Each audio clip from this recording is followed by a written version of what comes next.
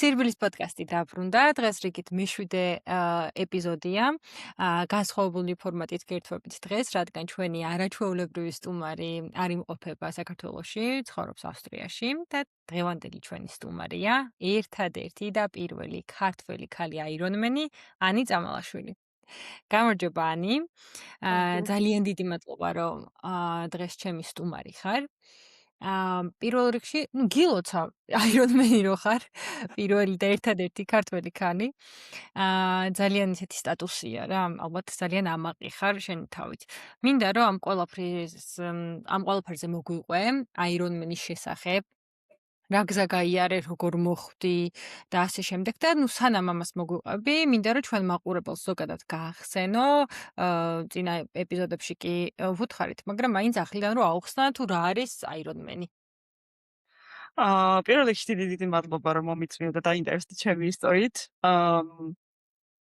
გაგაცნობთ ალბათ ჩემთვის მე ვარ ანი წამალაშვილი, 27 წლის. მოდი დავიწყოთ აირონმენით. აირონმენი არის 3.8 კილომეტრი ცურვა, 180 კილომეტრი ველოსიპედი და 42 კილომეტრი, 42.2 კილომეტრი სირბილი, ანუ მარათონი. და არის ალბათ ერთ-ერთი ყველაზე ასე რომ ვთქვათ, გამომწვევი ჩელენჯი. და ძალიან დიდი გამოწვევა ბევრი ადამიანისთვის და ჩემთვისაც რა თქმა უნდა ძალიან დიდი გამოწვევა იყო. და 2025 წლის შარშან 15 ივნის გავხდი აირონმენი, პირველი აირონმენი, მაგრამ ეს იყო ჩემთვისაც რა თქმა უნდა ძალიან დიდი გზა გამოვიარე, სანამ აირონმენი გავხდებოდი.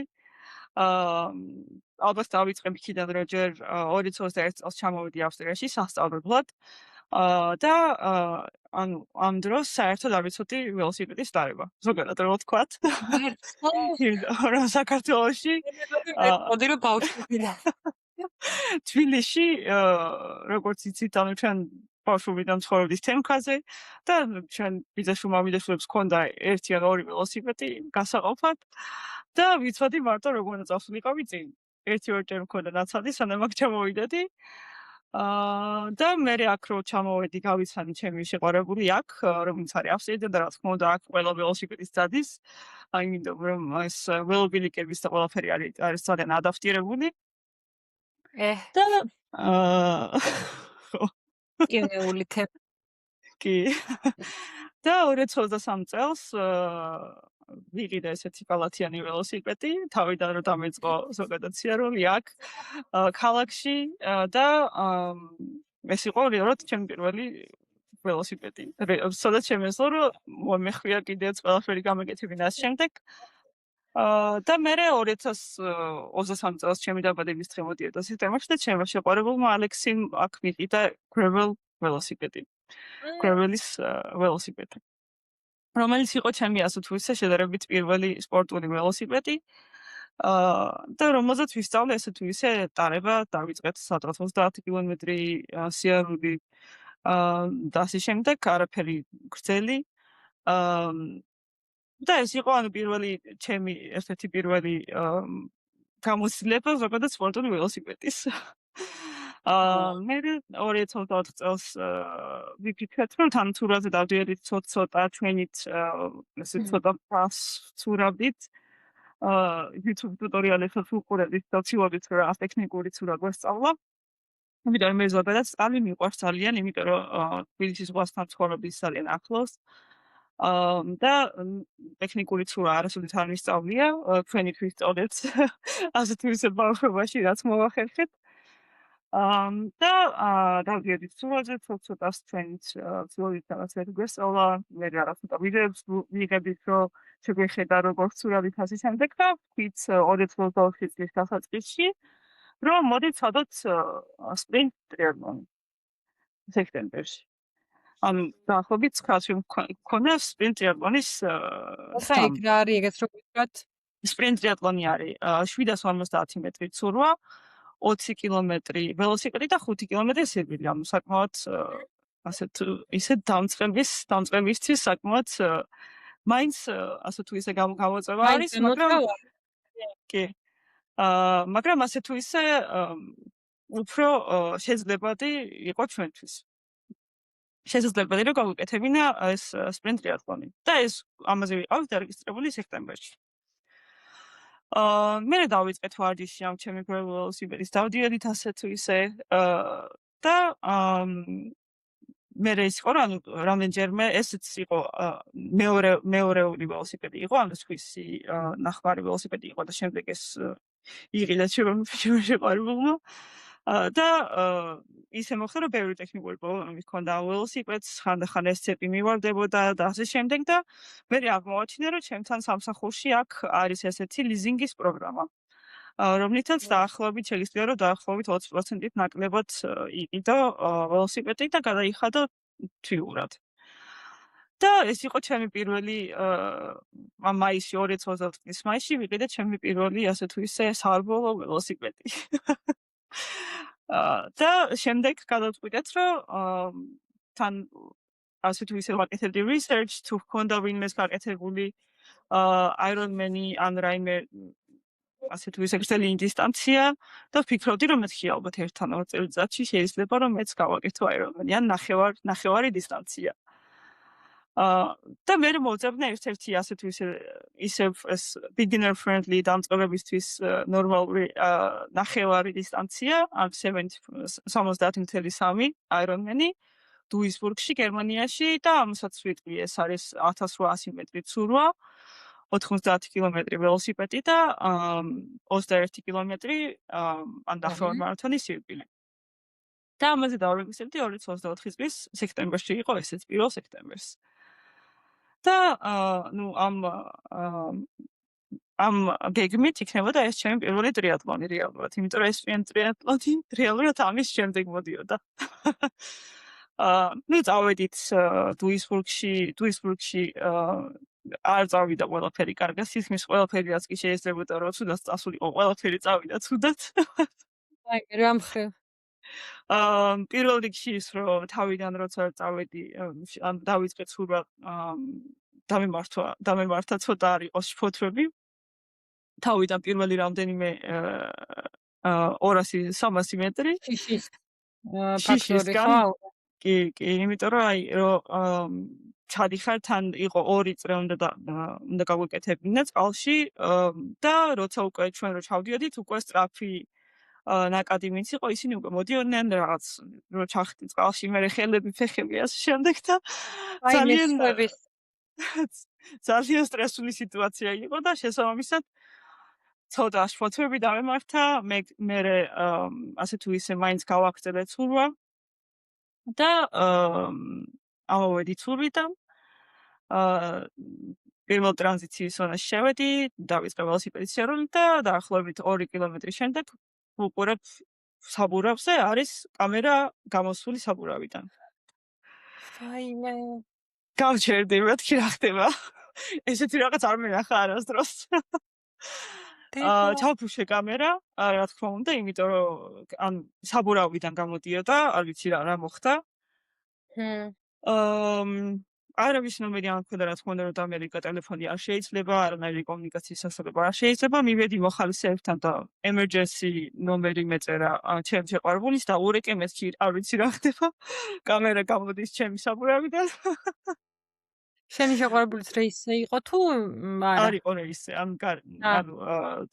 მაყურებელი იყო შეულებრივი და დავიწყე უკან წამოსვა რა უნდა მეკითხა ფეხით. აი, იმიტომ რომ ვიცოდი რომ დასაწყისში იყო ტექნიკოსი და იმასთან შემესწრო რომ მივსულიყავი და თავიდან გამებერა ისევ კამერა.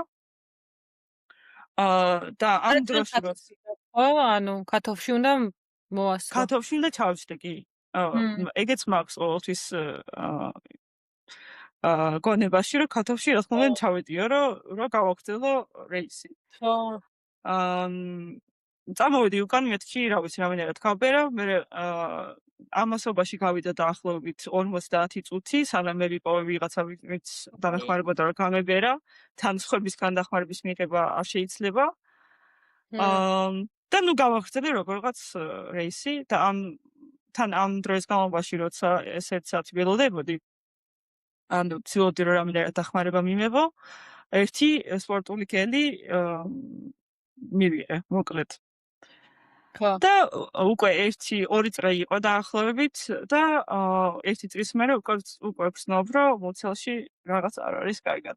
ანუ წავედი ეს გავბერე, წავედი ჩვეულებრივად და მერე უკვე ეს გადამამუშავებელი სისტემის პრობლემები დამეწყო. თან აიმე, ძალიან ეს უკვე ცხელოდა. სირბილის დრო რომ მოდიოდა, ხო?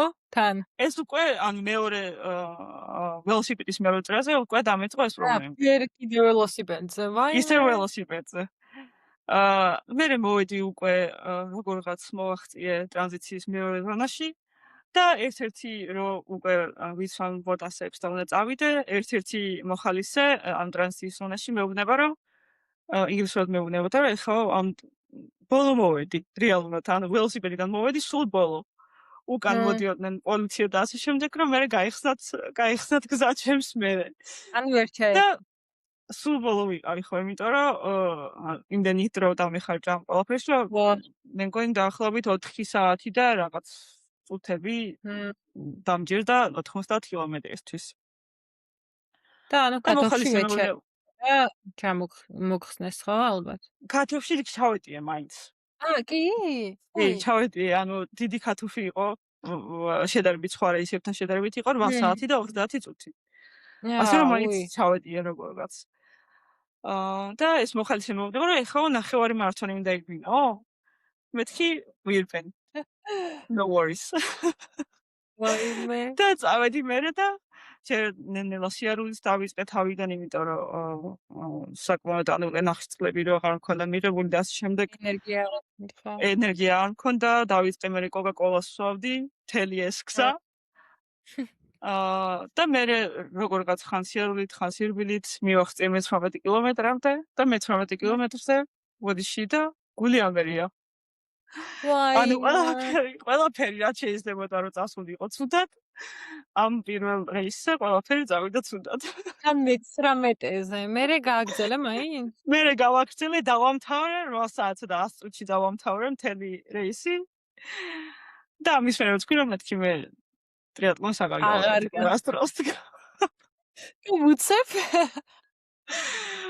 და ხო, ნუ ეს იყო ყველანაირი, ანუ ყველანაირი მარცხი მომივიდა ამ რეისზე. და ნუ ამის შემდეგ ქონდა კიდე ერთ ანუ შემდეგ კვირაში ქონდა ეს სპრინტ ტრიატლონზე რომ გავედი. ისეთი მოკლედ ეს რეისი იყო ძალიან ბედნიერი ჩემთვის, იმიტომ რომ შედარებით რაც გადამხდა ერთი კვირის წინ, ეს იყო სახალისო და იყო ეს სპრინტი კიდე, ანუ ეს ნახევარი ერთ კვირაში. ვაუ. მე მგონი პირი კარგად გამოიყენე, მე მგონი ეგ. კარგად გამოიყენე, კი, ცუდი გამოცდილებები ნავთილად. ეგრე არის. მაგის მერე უკვე ვიცოდი რომ ანუ რა შეცდომების დავუშვი, თურმე იმიტომ მოხდა ეს ველოსიპედის ტექნიკური პრობლემა რომ დავტოვე, ანუ ძალიან დიდი წნევით გავბერეთ თურმე ეს ველოსიპედის კამერები და თურმე ღამე რო სიცხე იყო, სიცხეზე გაიზარდა, ანუ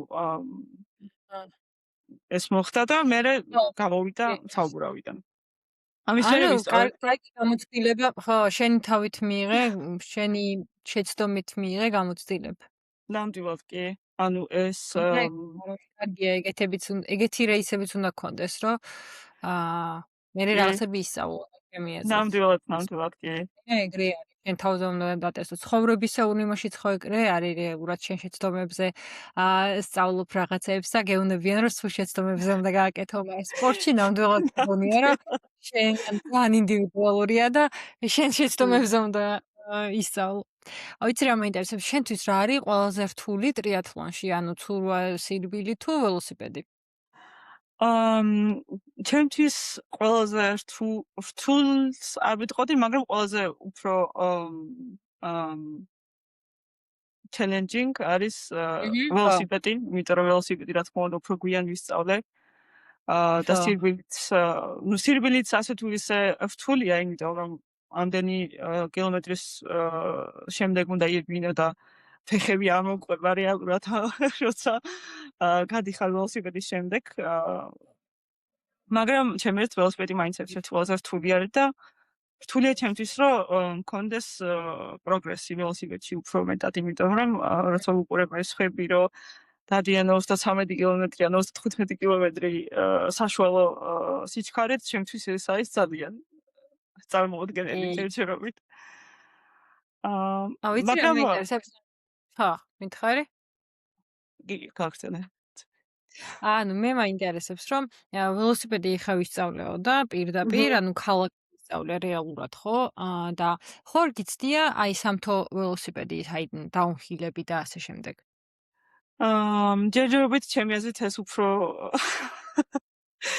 ეს უფრო მეტად განვითარებული ფიზიკალ და აი ველოსიპედისტის და კი. სპორტია, იმიტომ რომ ბევრად უფრო ეს რეაქციის კი, დრო და ასე ხო. შემდეგ ძალიან სწრაფი უნდა გქონდეს. ეს ჩემთვის ჯერჯერობით ეხლაც რო გავდივართ ხოლმე ჯგუფთან ერთად ცოტა უფრო მიჭირს, იმიტომ რომ როცა ახლოს ვართ ველოსიპედებით, უფრო ის არის ჩემთვის, ანუ ეს რეაქციის დრო უფრო ნაკლები მაქვს, რა თქმა უნდა, იმიტომ რომ გამოცდილება მაქვს Mhm. ძალიან შედარებით ნაკლები სხვებთან შედარებით. მაგრამ ვცდილობ, რომ რაც შეიძლება რაც მეტად ვივლი ველოსიპედით, მით უფრო მეტი გამოცდილება მექნება სამსახურში, ძირითადად ერთგვარად ველოსიპედით დავდივარ და ასე შემდეგ და ვცდილობ, რომ ეს ვოლიუმი მქონდეს მაღალი, რომ შევეჩიო ველოსიპედს, რაც შეიძლება კარგად. კი და მიუხედავად იმისა, რომ ავსტრია ანუ ეს ხელს გიწყობს ავსტრიამ კი, მაგაში კი, ვსიფიქრე. რა თქმა უნდა, კი. კი, ძალიან კაია. ბევრად მე მაგალითად გრაველით არასდროს არ ხო სწორად ვამბობ, ხო გრაველი ქვია კი, მაგ კი. ველოსიპედს. არასდროს არ მიცდია და აი აჰა, დაუნჰილი მიცდია. ძალიან მცნაური, ანუ სამთო ბაიკინგი მიცდია, მაგრამ აჰა, ის არა და შორის მაქვს ინტერესი, მე ძალიან და ძალიან მაინტერესებს. სხვადასხვა ტრიათლონი ერთ-ერთი ის არის ჩემი მიზანი, რომ გავიარო აირონმენი არ ვიცი რამდენად მაგრამ ტრიათლონს რაღაც პატარა დისტანციას, ნახევარ აირონმენსაც კი ვფიქრობ ისე ის კი. ზოგადად რა. კი, ნამდვილად. ჩემი აზრით, ძალიან მნიშვნელოვანია, რომ საქართველოშიც იყოს ამ სპორტის პოპულარიზაცია, იმიტომ რომ, ну, რა თქმა უნდა, ველოსიპედით ცოტა რთულია საქართველოში სიარული, ყველაფერთან მიმართებით და ძალიან ან დიდი უფრო უსაფრთხოების თემაში პატივისცემა რა. ხალხის, ვინც ხო, საქართველოში და თბილისში ველოსიპედით დადის. მე კი. უკვე აქ ზოგ ადგილებში ვიცი, რომ აი ამ ადგილას მაგალითად ცოტა ისეთი მძღოლები არიან და ამ ადგილას ხო, ცოტა relax მძღოლები არიან. აქაც კი არის ეგ განსხვავება, მაგრამ კი. მართლა ძალიან დიდი აქ პატივისცემა, ვინც თბილისში ხო, დადის აი ველოსიპედით. კი, თბილისში მე არ დავდივარ ახლა ქალაქში ველოსიპედით, მაგრამ ნუ დაუნხილებს კი და ანუ სიმართლე გითხრათ ძალიან მეშინია მე გადაადგილება თბილისში, აი აჰა, ძალიან მეშინია. ანუ ვერ გავდგა ერთი პერიოდი დავდიოდი სამსახურში მეც. აჰა, ვაჟებზე ცხოვრობდი და ვაკეში მუშაობდი და დავდიოდი ხოლმე გვალბაღთან და დავდიოდი ხოლმე ველოსიპედით სულ.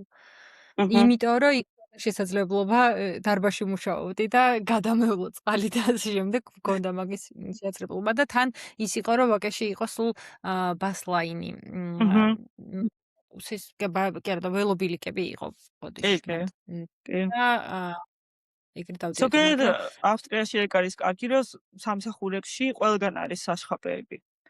ანუ ძალიან ავე ძალიან მაგიტომ არის ადაპტირებული ეგრე, არის ხო? ველოტრანსპორტზე. კი, კი. მაგიტომაც არის საშხაპეები, რომ იციან, რომ უმეტესობა მოდის ველოსიპედით რა. კი, კი, ძალიან ნამდვილად და მაგარია და თან კი. ხო მაგ მხრივ ძალიან მადლობელი ვარ ზოგადად იმისთვის, რომ მომეცა შესაძლებლობა, რომ ანუ ვიმუშაო აქ ხო. და თან მაგის შესაძლებლობაც მქონეს, რომ რა თქმა უნდა ვიყიდო ველოსიპედი თუ მომინდა რომ ველოსიპედი ვიყიდო და ასე შემდეგ და ჩემი აზრით საქართველოში რო ყოფილიყავი შეიძლებოდა რომ არც თან მეწყო საერთოდ ტრიატლონი. ისე ეგ კითხვა მინდოდა ზუსტად, რომ მეკითხა რომ აი აქ რო ყოფილიყავი, შენი აზრით ესე კარგად მოემზადებოდი აირონმენისთვის თქო და ალბათ ვერა. ჩემი აზრით ალბათ ვერა, იმიტომ რომ მმ. ნუ შენ საქართველოში ინტერესიც არ გაჩნდა. ხო. ანუ მმ. საქართველოში უფრო მეტად ამ სირბილით ვიყავი უკვე დაინტერესებული დაახლოებით. სადღაც ხო, აი ეგეც მე-18 მეკითხა, კლასში საიდან რომ დაიწყო. ხო. კი, მჰმ. რო ვიყავი, დავიწყე სირბილი მამაჩემთან ერთად, მამაჩემი ძალიან სპორტულია. თამაშობს შოგურთს, დარბის, და ვარდისობს, ასე შემდეგ, მიუხედავად იმისა, რომ უკვე ასაკშია. და მამაჩემთან ერთად დავიწყე ნელა სირბილი რაღაც 1 კილომეტრი დავარბოდით მე რაღაც ვარჯიშობდით თან თბილისის ზღვაზე საკმაოდ კარგი ადგილია რეალურად ცხოვრობდი თბილისის ზღვიდან დაახლოებით 500 მეტრში. და ამიტომ ძალიან ეგ ძალიან დამეხმარა იმაში, რომ უფრო ხელმისაწვდომი იყო ჩემთვის, რომ გავსულიყავი და მერბინა. ანუ ეხლა უნდა მეკითხა იქ, რომ აირონმენამდე თქო, როგორ დაიწყო შენი სპორტული ცხოვრება სკოდაში, უფრო თან ოჯახიდანაც ოჯახიც იყო შენთან დიდი როლი ქონდა ოჯახს, ხო ალბათ? კი, ეგრე მგონია მეც, იმიტომ რომ ნუ ბავშვობაში დიდად არანაირ სპორტს არ მიყვებოდით. დავიწყე ზოგადად მქონდა შედა ცოტა ხერხემლის გამროდება, როგორც არ ვიცი, ძალიან ბევრს საქართველოში. კი. და მაგიტო დავიწყეთ, დედაჩემს რა ცურვაზე გვევლო. და ცურვაზე დავდიოდი სადღაც ალბათ 1 თვე. და დამემართა ქლორზე ალერგია სამწუხაროდ. და გავავედით მაგის გამოცურვიდან და მე რაც ვისწავლე ჩემი ვისწავლე თბილისის ზღვაზე და ეგ იყო და ეგ ჩემი სპორტული ჩემი სულის კარიერა ბავშვობაში და მე ხო შედარებით მამაჩემთან ერთად დავიწყე სირბილი მე ალბათ სადღაც უკვე უნივერსიტეტში 20 წლის რო ვიყავი ვირბინე ნახევარი მარათონი ბათუმში ბათუმის ხამის მარათონი და მე თბილისში ვირბინე ერთხელ ეს ნახევარი მარათონი თბილისის და ეგ იყო სულ ჩემი ასე თვითონ სპორტული კარიერა საქართველოში. ანუ სირბილითაც როგორც ვატყობ მარტო ანუ ტრასაზე დაბიხარ და როუდზე ხო და არა ტრეილზე. ძირითადად კი. ანუ ჯერჯერობით უფრო როუდ ია ტრეილი? ზოგადად აქ როგორც შენც იცი, იმიტომ რომ ნაყოფი ხარ აქ მოცარტ ამბიძე და ასე შემდეგ. ძალიან ბევრი ტრეილები არის, ძალიან ბევრი ხალხი, ძალიან ბევრი არის დაინტერესებული მაგ ტრეილ რანინგით. მაგრამ მართლა რომ გითხრათ, ჯერჯერობით არ მიცდია, იმიტომ რომ თან ამდენ სპორტს რომ მივსდებთ, მე თან უნდა ვიმუშაო, იქამდე მე უნივერსიტეტიც იყო შარშან, ანუ დაახლოებით მარტამდე უნივერსიტეტში სწავლობდი და ასე შემდეგ, ასე რომ ძალიან ესე ძალიან სტრუქტურირებულად უნდა მქონოდა და ყველაფერი დაგეგმილი. მაგრამ მქონდეს მომავალში აუცილებლად უნდა იბინო ზალცბურგში ტრეილი, ისეთი ლომეზია, რომ აუცილებლად სარბენი გაქვს. კი, ეგ მაქვს ეგმაში, რა აი როცა ტრიატლონს ჩემ მიზნებს რომ მივახცე ტრიატლონით, მე მინდა რომ ეს ტრეილ რანინგი და ცოტა სხვა რაღაცები ვცადო. კი, ნამდვილად. მოვბრუნდები ხა კიდე რო ვაპირებ აირონმენზე გასულს, მაგრამ მანამდე მინდა ზუსტად აი ეგ გიკითხო, ეხლა როგორც ვიცი ზოგადად ზალცბურგის უნივერსიტეტში დაამთავრე მაგისტრატურა პოლიტიკის მეცნიერების განხრით, ხო? მაგრამ ეხლა სულ სხვა რამეს აკეთებ, IT სფეროში ხარ, როგორც ვიცი. ეგეც გვითხრა ეხლა ზოგადად რა შვები, რა საქმიანობ და ანუ როგორ აბალანსებ ამ შენ სპორტულ ცხოვრებას და კარიერას? აი წეღან როგორც თქვი რა უნივერსიტეტის, აი როგორ ახერხებ მაგას, რომ აი ამხელა ამ სპორტს და სამსახურს აბალანსებ და რავი, თან პირად ცხოვრებასაც ხო, ანუ ყველაფერი ძალიან ძლიერი ამ ყველაფერს მიასვით ძალიან რთულია ის დაბალანსება და მე მგონი ვერ ვაბალანსებ. მაგრამ არა გვიხარი რა შვები. მაგრამ ვცდილობ ნამდვილად ნუ რო ჩამოვედი აქ სასწავლებლად თავიდან 2021 წლის სექტემბერში ჩამოვედი. მალევე იანვარში 2022 წლის ვიპოვე სამსახური ალდიში. ალდი არის ალდი და ჰოფერი არის დიდი მაღაზიების ქსელი. არ ვიცი თუ გაგიგონია, როგორც აი კარფური მაგალითად. ძალიან მიყვარს. კი, ძალიან კარგი პროდუქტები ძალიან პატრიოტარები ეგ არის ხო ალდი? კი. ეგ არის. კი. და ზალცბურგში გვაქვს არის სათაო ოფისი, რეალურად საერთაშორისო სათაო ოფისი. და აქ დავიწყე მუშაობა 2022 წელს, მარტიდან დავიწყე მუშაობა 20 საათი, იმიტომ რომ სტუდენტებს შეუძლიათ რომ 20 საათი იმუშაონ. და მე ნელა თავიდან დავიწყე მუშაობა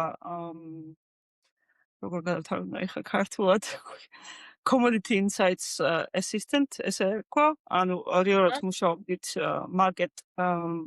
მარკეტის ან ბიზნეს ანალიტიკაზე, ძირითადად რო აი რაღაც პროდუქტებს მაგალითად რასაც ალდი ყიდის, გამოვთვალა რომ რა იქნებოდა მაგალითად პოტენციური ფასები. აჰა. ცოტა ხნის წინ დაახლოებით 3 თვის წინ გადავედი სხვა დეპარტამენტში, ეს არის ქვია International Sustainability, ანუ საერთაშორისო გრადობის დეპარტამენტი. და აქ მუშაობ ID პროექტებზე, უფროსი პროფესიონალი, ესე ქვია ვერაფერი ქართულად. და რაც შეეხება როგორ ვაბალანსებ ამ ყველაფერს,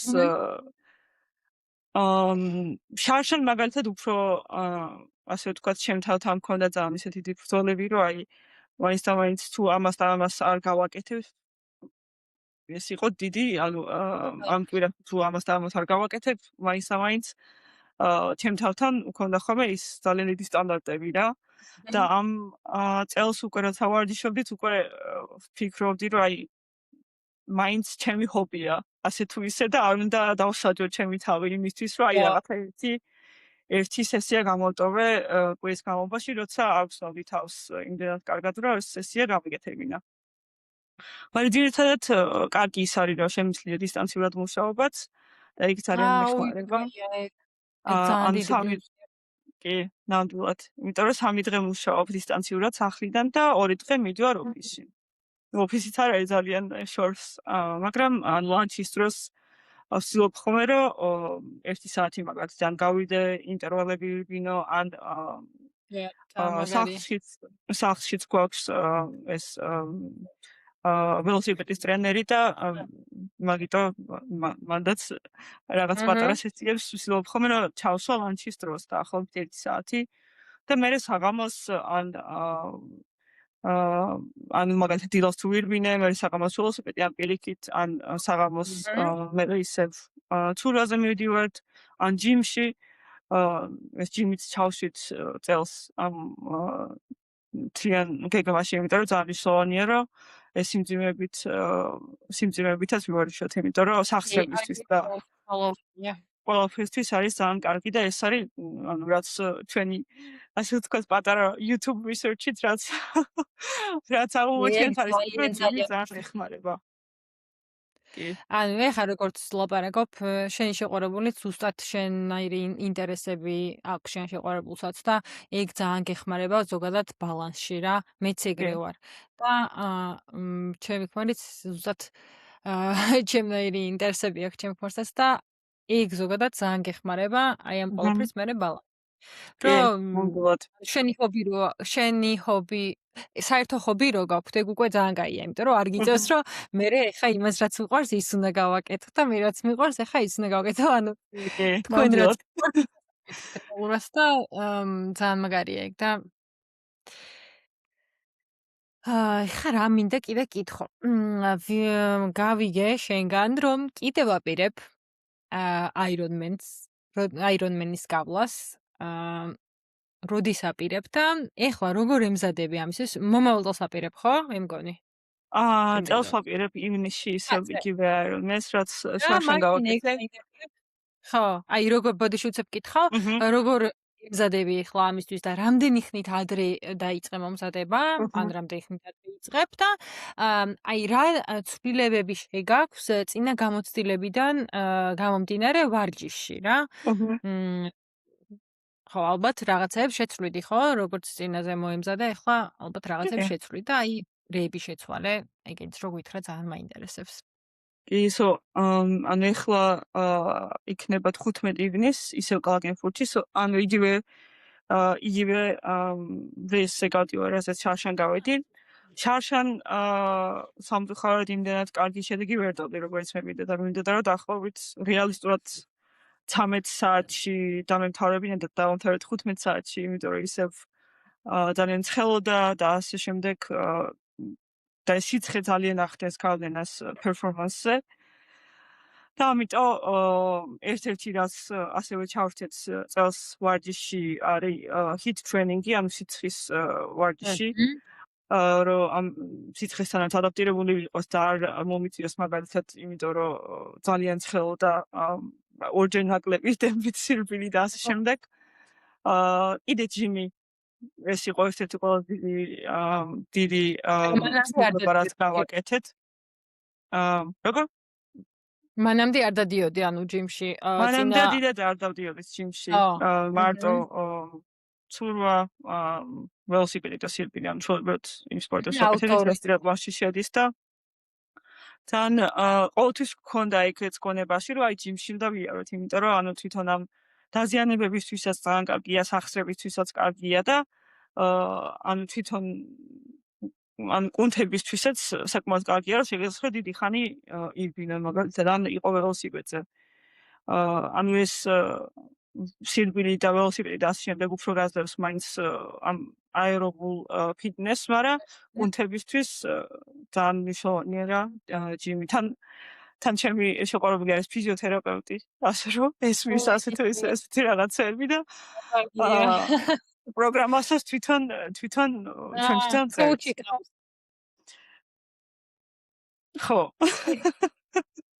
შეიძლება ითქვას კი.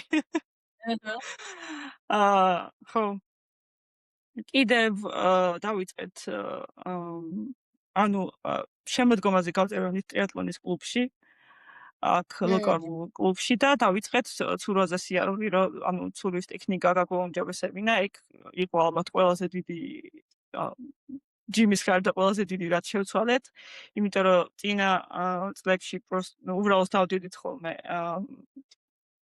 აუზე და მოდი ახლა ვიცუროთ 1500 მეტრი, ანუ ვიცუროთ 2000 მეტრი. ანუ არაფერი არ მქონდა სტრუქტურა ამ სესიებისთვის და ეხლა გვაქვს აი ამდენი არის გახურება, სპეციალური ამდენი ვარჯიშები კი. და ეს ყველაფერი რა თქმა უნდა გეხმარება ძალიან რომ ტემპიც განივითარო, იმიტომ რომ ცურვა არის ძირითადად ტექნიკა. და რამდენად კარგად შეგიძლია რომ ასე ვთქვათ გაჭრა წყალი. ცურვის დროს. ყველაზე მეტად მეშინია მე ცურვის, იმიტომ რომ აი მარტო ბრასით ცურავ და ეხლა წარმოიდგინე აირონმენზე რომ გავდივარ ან ტრიატლონზე და მე რომ ბრასით ცურავ. სხვათა შორის არ არის ძალიან შენ გონია რომ ეხლა ყველა ძალიან კარგად ცურავს, მაგრამ არის ბევრი ვინც ბრასით ცურავს. მართლა? ასე რომ კი. ასე რომ it's okay. ვა, ეგ არ მეგონა ეხლა ბრასით თუ ვინმე ცურავს ტრიატლონს.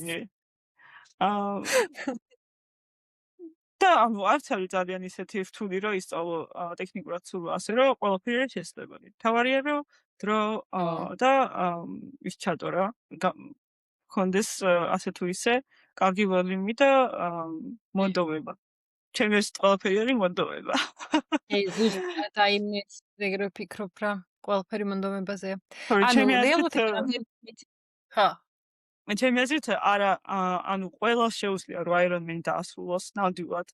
უბრალოდ გინდა რომ მონდომება გქონდეს და გინდადეს რომ ჩადო ეს დრო ამ ვარჯიში და ჩემი აზრით თუ არანაირი ასე ვთქვათ პრობლემა არ გაქვს ჯანმრთელობის, ჩემი აზრით ყველა შეუძლია რომ დაასრულოს აირონმენი ნამდვილად. მონდომება გჭირდება ვარჯიშზე ზუსტად და დისციპლინა. დისციპლინა არის, რომელიც უჭირთ ხალხს, რომ რეალურად დისციპლინას თუ იცავ, გჭირდება კომფორტის ზონიდან გამოსვლა და ზოგადად აი ეგ უჭირს, რომ კომფორტის ზონიდან გამოვიდნენ და კომფორტის ზონიდან თუ არ გამოხვალ, დისციპლინას ვერ დაიცავ. ეხლა რომ ვფიქრობ, აი ჩვენ მაგალითად უკვე აღარც ვფიქრობთ სამსახურიდან რომ მოვიტივართ, ეგრევე ვფიქრობთ, რომ აი ეხლა რა გვაქვს გასაკეთებელი და უკვე გავდივართ სარბენად. ველოსიპედზე ვშდებით, ისე რომ ანუ აღარც ვფიქრობთ უკვე მაგაზე და თავიდან რა თქმა უნდა გიჭირს ეს ყველაფერი, მაგრამ დროის განმავლობაში უკვე ეს ხდება შენი ახალი კომფორტის ზონა, რაც არის ჩემი აზრით ძალიან მნიშვნელოვანი.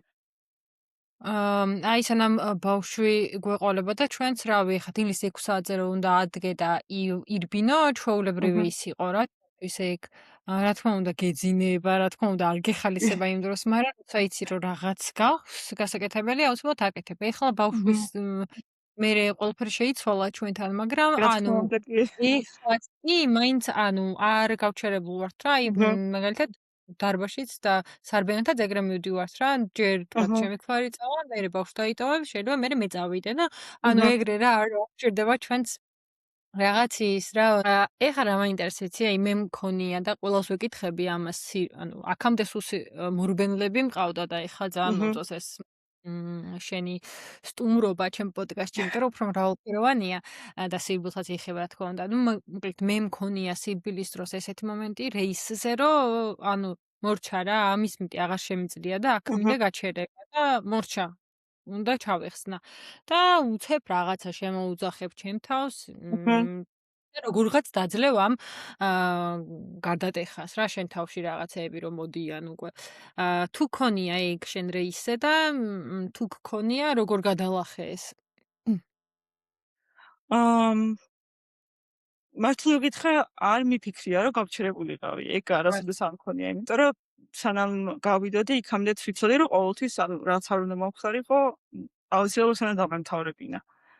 ეგ მქონდა ყოველთვის თავში რომ აი თუნდაც თუ რომ ძალიან ძალიან ნელა მიდიოდე, მაინც მიდიხარ. ასე თუ ისე ხო. ნამდვილი აირონია გითხრა.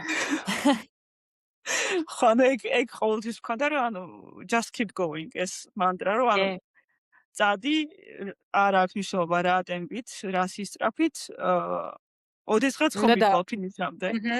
ყოველთვის ეგ მქონდა, ანუ სხვა მეტი არაფერი არ შემიძლია რომ გავაკეთე იმ მომენტში, ხო?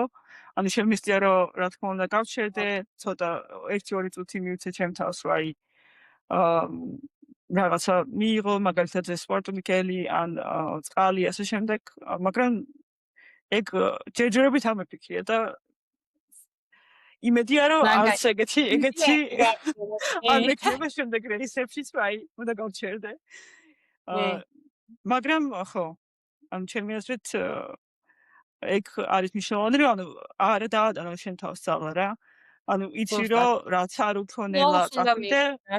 რაც არ უფრო აჰა. ნელა წახვიდე, მაინც მიდიხარ, მაინც მოძრაობ და ეგ არის მნიშვნელოვანი, რომ ანუ ცოტა ხანში მაგალითად 5 წუთი, 10 წუთის მერე უკვე დაიწყებ ასე თუ ისე ნელ-ნელა ტემპის აღებას და ასე შემდეგ და ყველაფერი კარგად იქნება.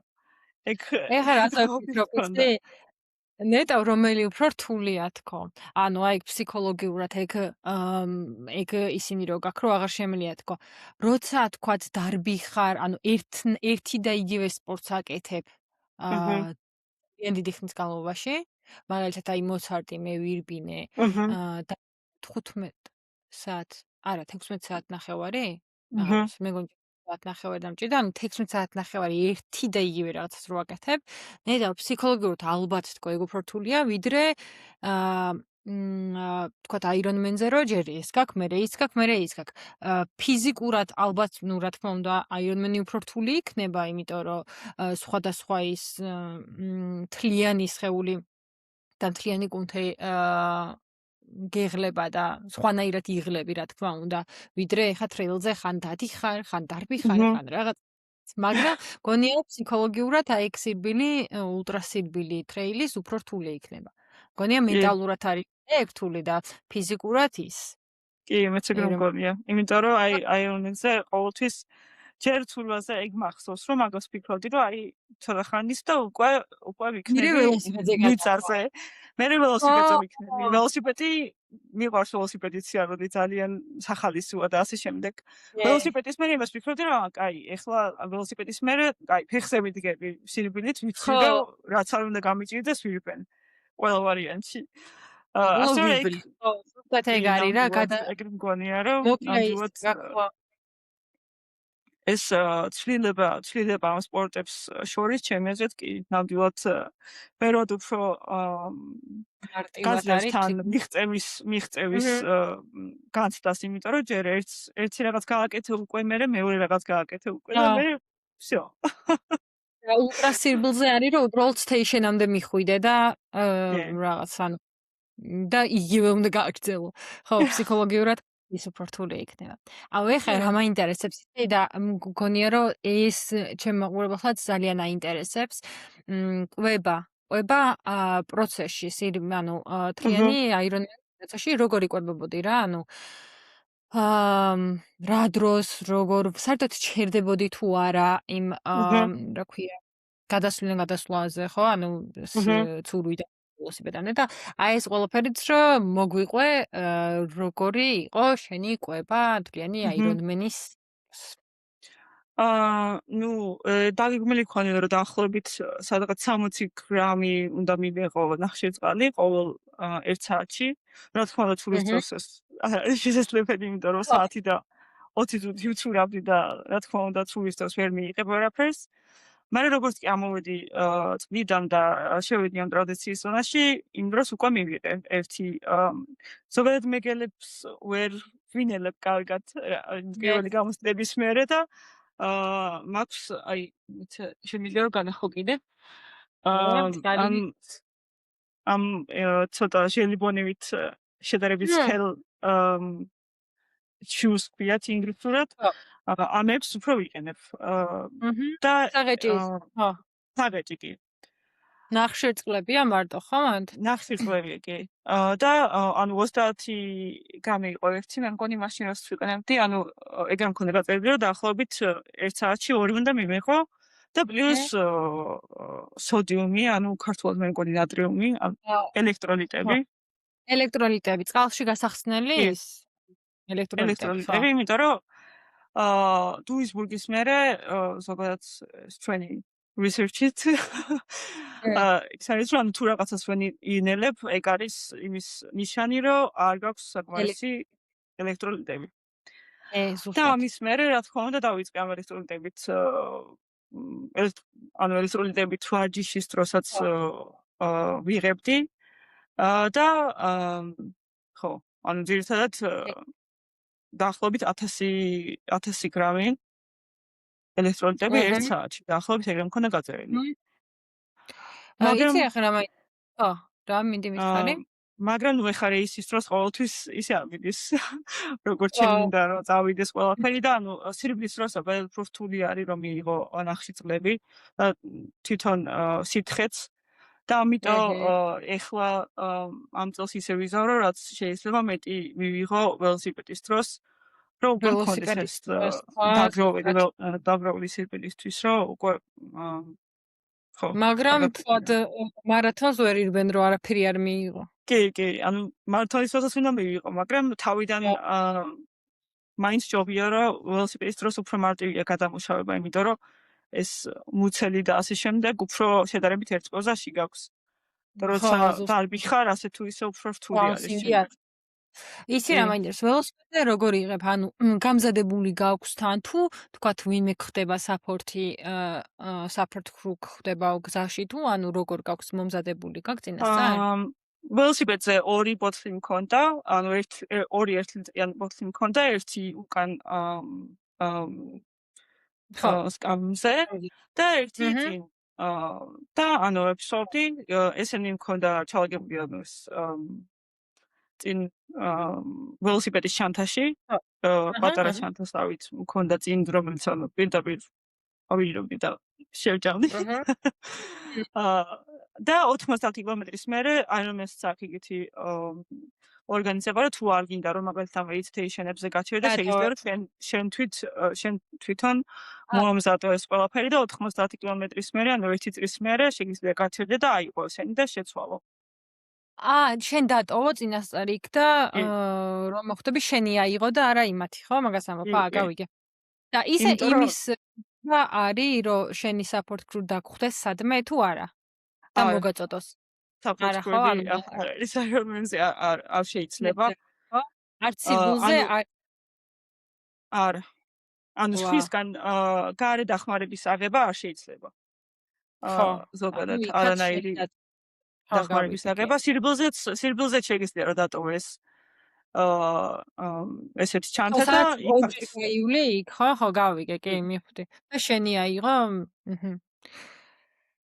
ძალიან საინტერესოა ეხლა ყოველ იმ პოდკასტს მე რაღაცა ის შთამოგონებს ხოლმე ყველა სტუმარი და წარმომინდა აირონმენს ჩემი აზრით ერთ-ერთი ძალიან საინტერესო გამოსვლება არის რაც შეიძლება ცხოვრებაში მიიღო და ჩემი აზრით ყველა უნდა სურვას ვისწავლი ბრასით არ მინდა ტრიათლო ეგრე არ მინდა რომ ვისწავლი მე აუცილებლად ტრიათლონსაც გავული. კი, რაღაც მადლობთ. ისე მოვჭირდა საუბარი კიდევ ბევრ კითხვას დაგისვამდი, მაგრამ დღეს აღარ შეგაწყენ თავს. ძალიან დიდი მადლობა. ძალიან საინტერესო იყო. მადლობა შენ მოწვევისთვის. ჩემთვისაც საინტერესო იყო ამ ყველაფრის გახსენება და ისევ ამ გამოცდილებებზე საუბარი. ძალიან დიდი ხო, მადლობა მოწვევისთვის. და წარმატებები აბა და ისე უნდა გვასახელო Ironman-ზე. და რავი, მადლობა. იმედია რომ ის რა ქვია, ერთადერთი ქალი აღარ იქნები და შემოგვემატება მეც ქართველი ქალი. დიდი იმედი მაქვს, რომ ესე კარგი ქართული სტატუსი ქალები გაქვს, მაგრამ ქართული ქალები დაიწყებენ უფრო მეტად ამ სპორტში ჩართულობას და აა რა თქმა უნდა, Iron Women-ები უნდა ყავდეს ბევრი ქართველებს. კი, არა მარტო Iron აუ, Man-ები, იმიტომ რომ Iron Man-ები უკვე ყავს საკმაოდ როგორც ვიცი კი, მე კი და Iron Ironman-ად Woman-ებიც უნდა გამოვიცადე. იყვნენ. Ironman-ი ხარის, ხო. მოკლედ, ძალიან დიდი მადლობა და აბა წარმატებები და კიდევ ერთხელ მადლობა შენ. მადლობა.